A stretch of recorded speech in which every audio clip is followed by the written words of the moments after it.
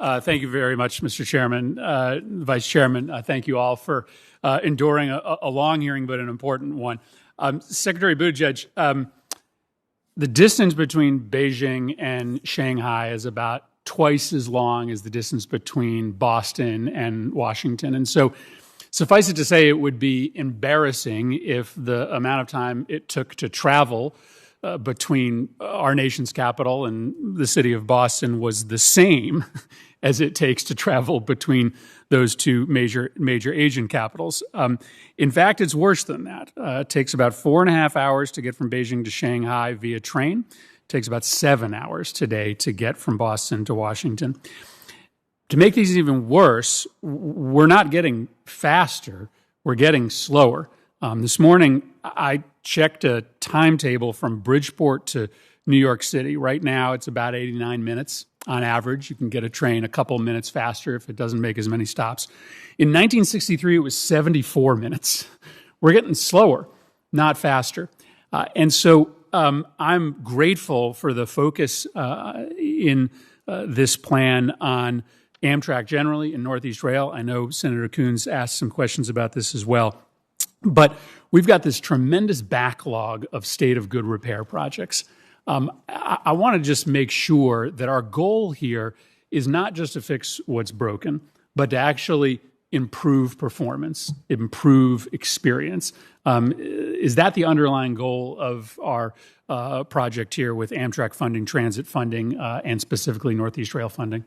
Yes, we're not going to all this trouble just in hopes of remaining 13th in infrastructure globally. This is about looking after what we have and making sure we get better. And so then let me ask you this question.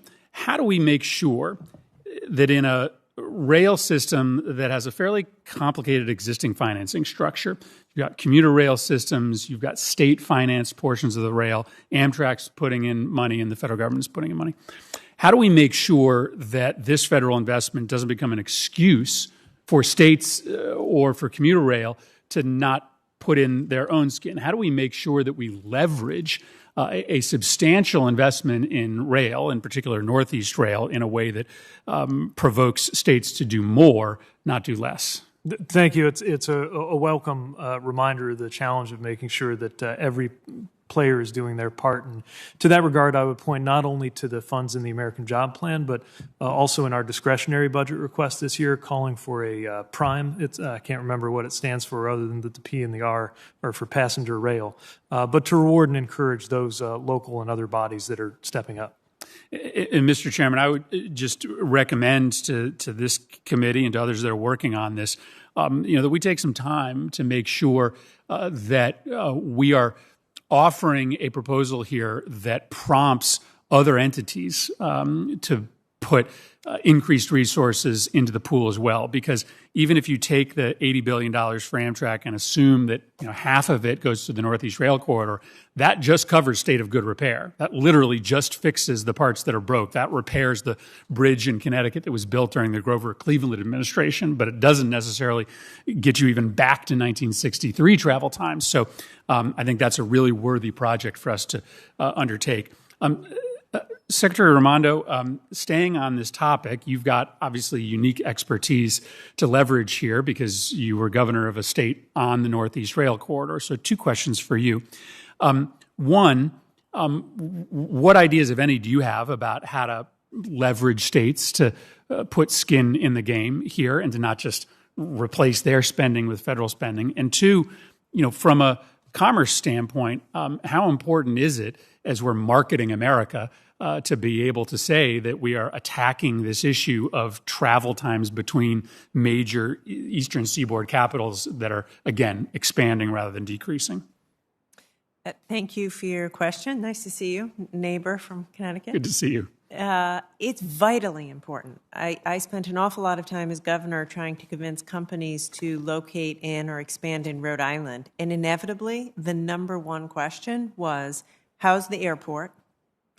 And tell me about the infrastructure, and trains are a key part of that. So in any event, I would just say it is absolutely vitally important. Businesses want to be and people want to live in places with first-class infrastructure.